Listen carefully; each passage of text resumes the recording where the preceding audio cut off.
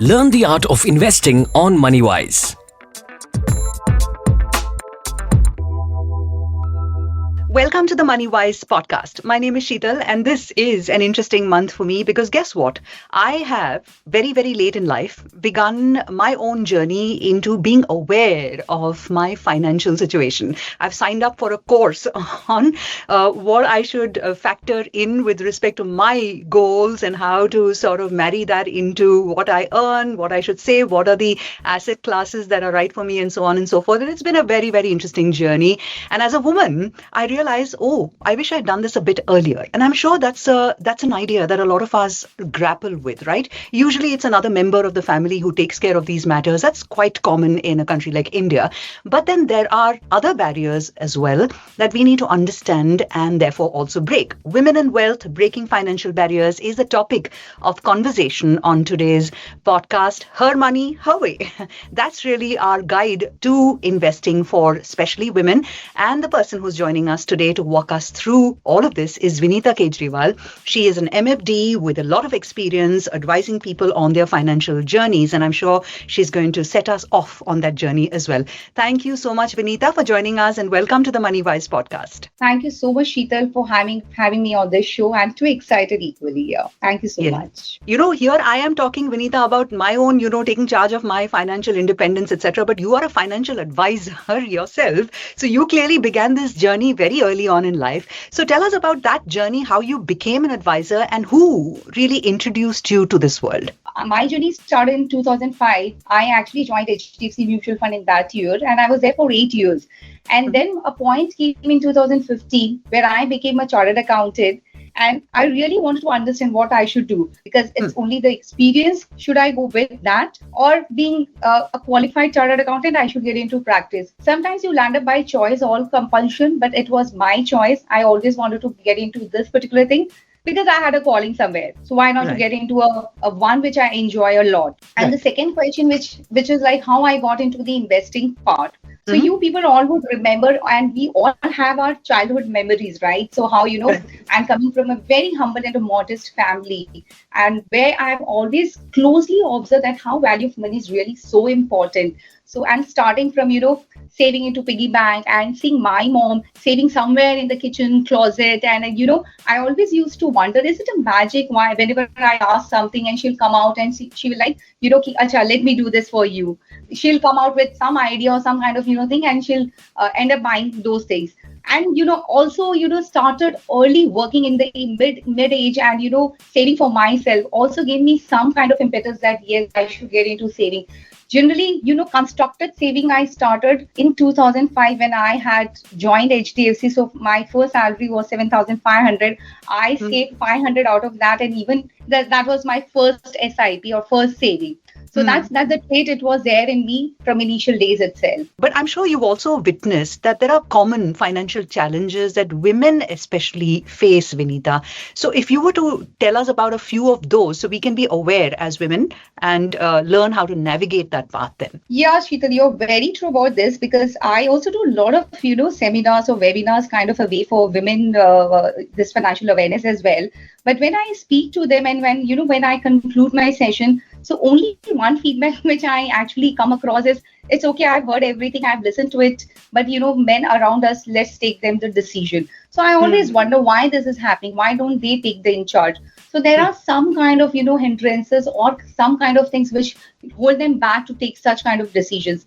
Even I was coming some data across where I was just listening that, out of 10, only one woman globally is actually, understand what is the investments.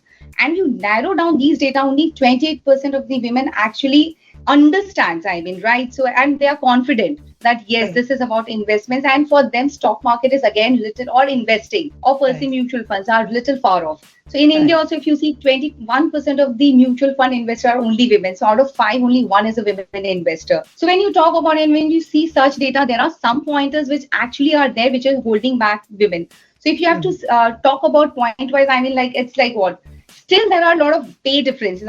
In a corporate world also, you talk about equality, you talk about inclusion, diversity, but when it comes to the pay, women are really underpaid. And also at times, as a kind of, as a responsibility, women have to take a career break. As a mother, as a Yeah. caretaker, they have to actually prioritize their responsibility, and then they have to take a break as well. And Right. because of that, also the financial repercussions are there. So Hmm. because that also hits your financials, which you were having earlier, and which at the end also hits your kind of, your savings and investment part. And we Right. always talk about financial inclusion, but it doesn't actually happen when it comes practically. So Right. it's only men around us who are always taking the decisions because we don't Right. want to take that accountability. Absolutely. These conversations need to be had, and they need to be had very, very early in one's life, I would imagine. And as a pointer, if you're taking a career break to all women, it's not that you need to be financially dependent during that break. If you plan right from the time that you earn your first paycheck or make your first income in some manner, that can actually take you long way in the long run, especially when it comes to moments like these. But Vinita, why is it important for women to be financially independent? What are the prime reasons? Most of the time when it comes to finances, we are most of the time dependent on a man around, right? So Mm. even if you want to go for a break, if you know on small thing, even if you want to buy or something also, if your choice, you actually have to think twice because you're not financially independent. So that security or autonomy is really very, very important as a woman. When you have such kind of planning on the way, you can actually, prioritize such things. And in the life, there are a lot of changes which you go through, right? So to handle such changes like when it may be some unprecedented situation, which was one of the example was COVID, when there can be a loss of your spouse, or maybe it's like again a very, very extreme, but even in case of divorce also, because most of the time, if you have to even take decisions, you are bound to stay in your life or some toxic relationship because you don't have any kind of financial security. So I'm Right. talking a little blunt here, but it is actually. So, but if you Yeah. have some kind of financial security, maybe you can decide little advance. And Right. also, when it comes to again finances, it's always, those are the traditional kind of talk like as a man, let them take this kind of decisions. So Right. one has to break this myth and come out of the comfort zone. Yeah. And really, when you talk about financial inclusion, it has to be financial inclusion in this area. Financial awareness is very, very important. And sometimes you might even take the decision that between the two of us, okay, you're good at managing finances. Please carry on doing that. You may say to your spouse that that is the case, but you should be aware of what are the asset classes, what is happening to your money, the one that you're earning and all of that. And at the very least, awareness is required. And of course, if you want to do your own management with a financial advisor, that would be the best. Now is where we come to some pointers, some steps actually. How can women start taking control of their finances? If you can give us some ideas. So, Sheetal, you would agree that we as a women are always good at, doing our budgeting and Right. everything. I mean, if it is about your household also expenses, we actually, put the pointers and we, have those kind of, yeah, these are our monthly expenses. This is the income, and we have particular budget out of which only you have to run your home, right? So when we are Right. good at this, why not for your investments also you can do some kind of budgeting, which can give you a fair idea. I mean, fair sense like how to invest and what are your expenses. And at the end, out of that, also you can take some kind of step and Right. start investing. So I think Right. first, budgeting is really very important. At the same time, budgeting itself includes how to track your expenses. So you have a sense of idea that how much you can invest as well. Right. And then I think setting the financial goal, which is really again very important, because if you don't have any goal, you cannot plan an action as well, right? So goal Right. and action planning, that is really again it is like it is parallel thing. Yeah. So if you don't have a goal, you cannot again decide how much to invest, where to invest, what is your kind of goal going forward. So that's Right. again really very important. And Mhm. also again equally very important is your emergency fund. So again we have seen, why I mentioned this COVID again and again, because it was a very recent situation which we all have come across. So we understand how much important is just creating your emergency fund, because emergency doesn't come predictable, right? Because Right. you don't know whether it is tomorrow or day after tomorrow or when it is. So you should be having some kind of emergency fund. Maybe 6 months of your expenses is generally we call as an emergency fund. So Right. this is one you need to create as well. Mhm. And not lastly, but of course, for doing all these things, you should have some kind of knowledge, because knowledge gives you the confidence. And how to Mm. gain that is, attending some webinar, and, doing some kind of, attending some kind of financial awareness programs, or keeping yourself aware about what is happening with your finances and what kind of decisions you can take. And that's called really mindful decisions, right? Because just listening to others and taking your financial planning decisions would be really, you couldn't end up where you want to actually. Now that brings me to options. You mentioned options, right? We should know about the options that we have. Is there something like, that's ideal for women specifically, Vinita, or is it just, a general set of options that you will give to everybody? So this is basically not specific to women as well, but to start with, I'm just talking directly about, there is one particular, that's very close to my heart as well, which is a SIP, right? Systematic investment plan, which is one of the feature or one of the mechanism through which you can start getting into investment mode. Because I think at the end, what is really very important is your discipline. So discipline comes when you have some kind of mode where the investments are in the auto mode, and at the same time you can create some kind of your investment purpose step by step. Because maybe as a woman, when you're going to start, you're just at the starting phase, you might not get such kind of confidence or the trust unless and until you experience. And how to experience this is, I think SIP would be one of the best way, because mutual fund has given this SIP as a feature which has everything. You can start with a small amount, as small as ₹100, out of your budget or out of your whatever you're getting for your household expenses. Also, getting into saving this kind of amount would not be really difficult. But at the end, it depends how much actually you want to create a corpus. This I mentioned because maybe it becomes really easy to get into that investment journey. So SIP gives you the feature of, starting any amount, pause your SIP, stop, or then you can add. And again, this averaging, at most of the time when you're putting your investment, you have this kind of fear, whether you're, even if you understand market, you would like to time it, right? Whether this is going to be a right time to invest in, but SIP gives you a feature where you have this averaging cost of money. So this is again benefit of the SIP as well. At the same time, mutual fund is just such a big ocean where there are different kind of other schemes or the investment options as well. Once you start investing, you would understand gradually and you will evolve as a good investor. One more question for you, Vinita. How can women balance their short-term financial needs with their long-term investment goals? Because both these are very important in the life of a woman. I want to go on a vacation immediately next month. That's a shorter-term goal for me. But then I have a child who I want to, make sure that they get to the best university. That could be a long-term goal. So explain this area, please. So like earlier also you mentioned about these financial goals, Sheetal, because the goals can be actually classified into short, mid or the long-term kind of goal. So today's era, when we talk about goals, the bucket list is actually huge, right? So when you talk about short-term, exotic vacation may be a short-term goal for you, buying a car may be a mid-term. And again, as a woman, we all would love to buy jewelry. That can also be one of your goal, right? And any expensive thing you want to buy, that can be also a goal.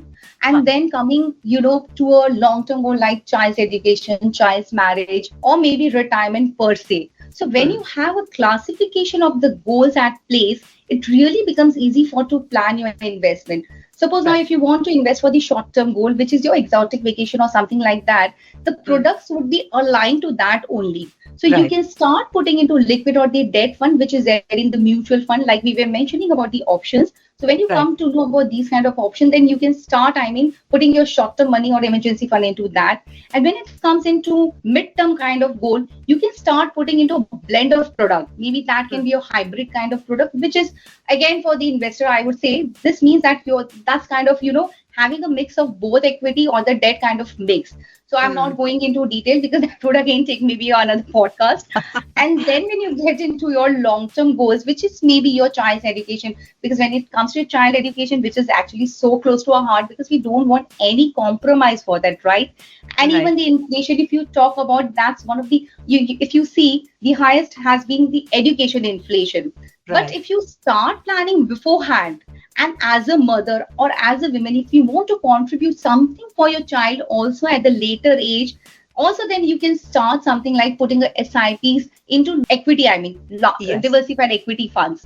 So that you will not be having a hit on the, at the one time you have to put out your investments, or you don't want to take a loan as well. When you have your owned money, that gives you a different sense, right? So I mean, then you can bifurcate and accordingly you can plan your investment. So essentially, a diversified portfolio is a good idea, and this might really actually be mapped to your short, mid, and long-term goals. And again, your risk appetite, the kind of inflation, like you rightly mentioned, education, that particular corpus sees almost a 9%, if I'm not mistaken, around that area, the sort of inflation. And so you factor all these things in to get to the right strategy for you. And there's always someone to guide you. In that guidance, Vinita, what is the advice that you are going to give to women who are just starting their investment journey? Okay, first thing though, you should have to take a step to start, because most of the time we talk, and when it comes to the execution part, we take a leg back really. So we always think, is it the right person? Am I going right? So as you rightly mentioned, not maybe Vinita, but you need some kind of navigator or a person whom you can trust and can take you through these journeys, or who can be with you, right, and can give you the right advice. So start investing, have a proper advisor. And then, I mean, you can, and that gives you also some kind of, insights also, right? So you can also become really mindful that, yes, I'm not listening to others, I'm doing it myself. And you can also do some counter questions. When you understand the subject, you can counter the question. Otherwise, it's like, okay, let the advisor do. I don't know what my husband is doing, or for per se XYZ. But when you're doing yourself, you will understand what is happening with your investment. And at the end, it's about your hard-earned money, right? And finance is everything at the end.